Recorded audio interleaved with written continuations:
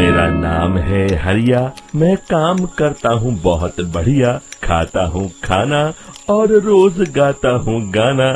अरे यार, आज तो बहुत देर हो गई। इस खतरनाक जंगल को देखकर तो मेरे हाथ पैर ठंडे हो गए हैं।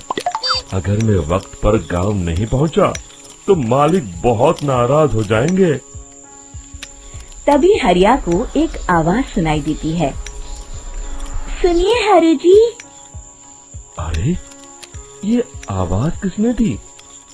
तभी हरिया को सामने कुछ दूर एक औरत खड़ी दिखाई देती है। अरे भाई, ये औरत अकेली इतनी रात को इस जंगल में क्या कर रही है? चलकर पूछना पड़ेगा। फिर हरिया अपनी बैलगाड़ी उस औरत के सामने लाकर रोक देता है और उससे पूछता है। अरे सुनिए, आप इतनी रात को इस खतरनाक जंगल में अकेली क्या कर रही हैं? तभी वो औरत मीठी आवाज में कहती है, अरे हरु जी, आप आ गए। मैं कब से आपका इंतजार कर रही थी। वैसे तो यहाँ से काफी लोग गुजर चुके हैं, लेकिन मैं खास आपका इंतजार कर रही थी। अच्छा, तुम सच कह रही हो? मुझे तो यकीन नहीं हो रहा है। वो क्या है ना, आज तक किसी ने मुझसे इतने प्यार से बात नहीं की। हाँ हाँ हरु जी, मैं सच कह रही हूँ। अब देर मत करिए और जल्दी से मुझे मेरे घर तक छोड़ दीजिए। हाँ हाँ, कौन सी बड़ी बात है, अभी छोड़ देता हूँ। आप मेरे पीछे बैलगाड़ी में बैठ जाइए और मुझे रास्ता बताते चलिए। फिर वो औरत हरिया की बैलगाड़ी में बैठ जाती है और हरिया बैलगाड़ी हाँकता हुआ आगे चल पड़ता है। फिर उस औरत के बताए हुए रास्ते पर चलते चलते हरिया बैलगाड़ी लेकर एक काली गुफा के आगे आकर रुक जाता है। हरिया उस औरत से पूछता है, हाँ देवी जी, आपका घर कहाँ है? यहाँ तो एक गुफा के अलावा और कुछ नहीं है। तभी अचानक वो औरत हवा में उड़ने लगती है। देखते ही देखते उसका सुंदर रूप एक डरावनी चुड़ैल में बदल जाता है और वो जोर जोर से हंसती है। अरे तू तो एक नंबर का बेवकूफ निकला। तू तो बड़ी आसानी से मेरी बातों में आ गया। अरे मर गया रे, ये तो एक चुड़ैल है। हे भगवान बचा ले, ये तो बड़ी डरावनी दिखाई दे रही है। और फिर अगले ही पल हरिया की बैलगाड़ी में रखा सारा सामान हवा में उड़ता हुआ उस काली गुफा के अंदर चला जाता है और वो चुड़ैल भी उस गुफा के अंदर जाकर कहीं गायब हो जाती है। हरिया ये नजारा देख बुरी तरह घबरा और परेशान हो जाता है। अरे, ये चुड़ैल तो मेरा सारा सामान लेकर गुफा में गायब हो गई। अब क्या होगा? अगर मैं गांव खाली हाथ गया तो मालिक मेरी अच्छी खबर लेंगे। मेरी इस बात का कोई यकीन भी नहीं करेगा। फिर आखिर वही हुआ। हरिया के मालिक चंपक सेठ को हरिया की किसी भी बात पर रत्ती भर भी यकीन नहीं हुआ। चंपक सेठ को लगा हरिया झूठ बोल रहा है और उसने ही लालच में आकर सारा सामान हड़प कर लिया है। फिर हरिया को बेईमान समझकर चंपक सेठ उसे काम से निकाल देता है।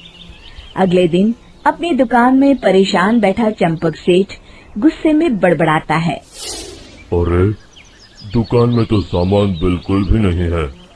अब मुझे ही शहर जाकर सामान लाना होगा। फिर वो अपनी बैलगाड़ी लेकर शहर चला जाता है। शहर से सामान लेकर जब चंपक सेठ वापस गांव लौट रहा होता है, तभी उसे एक आवाज सुनाई देती है। चंपक जी, ओ चंपक जी। अरे, ये तो कोई मेरा नाम लेकर मुझे पुकार रहा है। फिर उस रास्ते में वही औरत खड़ी दिखाई देती है। फिर क्या था, हरिया की तरह चंपक सेठ भी उस औरत के पास अपनी बैलगाड़ी लेकर जाता है और वो भी उसकी चिकनी चुपड़ी बातों के मुंह जाल में फंस जाता है। फिर चुड़ैल उसे भी अपनी गुफा तक ले जाती है और उसका सारा सामान लेकर गुफा में गायब हो जाती है। बेचारा चंपक सेठ लाचार होकर खाली हाथ गांव लौट आता है। फिर ये उस जंगल में रोज की बात हो जाती है।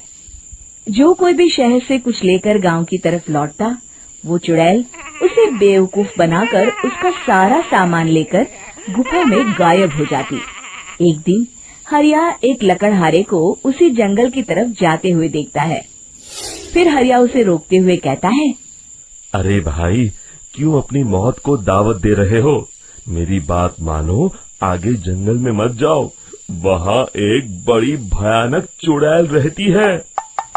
लकड़हारा हरिया की बातों को नजरअंदाज करते हुए कहता है, अरे भाई, मुझे पहले ही बहुत देर हो चुकी है, मुझे जाने दो भाई। शाम तक लकड़ियाँ काट कर शहर के बाजार में बेचना है। तुम अपनी ये कहानी किसी फुर्सत में बैठे इंसान को सुनाओ, मैं तो चला। इतना कहकर लकड़हारा वहाँ से आगे जंगल की तरफ चला जाता है। फिर अगले दिन गांव के मुखिया के घर के बाहर बहुत सारे लोग जमा हो जाते हैं। तभी हाथ में कुल्हाड़ी लिए खड़ा लकड़हारा कहता है, अरे मुखिया जी, अब आप ही हमें बचाइए उस जंगल वाली चुड़ैल से। हमारा सारा काम तो शहर से ही होता है। अरे मुखिया जी, उस चुड़ैल की वजह से तो मैं पूरी तरह बर्बाद हो गया हूँ। हम सबको मिलकर उस चुड़ैल का कोई इलाज करना पड़ेगा। तभी भीड़ में खड़ा वीरा कहता है, आप लोग चिंता मत करिए, कल से वो चुड़ैल किसी को नहीं लूट पाएगी। मेरे पास एक बहुत अच्छी तरकीब है। तभी चंपक सेठ उसका मजाक उड़ाते हुए कहता है, अरे तेरा नाम वीरा है तो क्या हुआ? तूने अभी उस चुड़ैल को देखा नहीं है? जाकर अपना काम कर, बड़ा आया। तब मुखिया जी कहते हैं, नहीं चंपक सेठ, मुझे लगता है हमें इस लड़के को एक मौका देना चाहिए।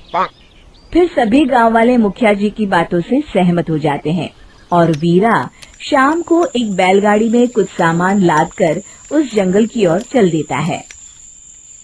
वीरा, ओ वीरा, कहाँ जा रहा है? तभी वीरा मुड़ के देखता है, वही चुड़ैल एक औरत के रूप में खड़ी है। अरे बहन जी, मैं आपको ही ढूंढ रहा था। देखिए, मैं आपके लिए क्या लाया हूँ। हैं? अरे वाह, तो खुद मेरे लिए इतना सामान लाया है।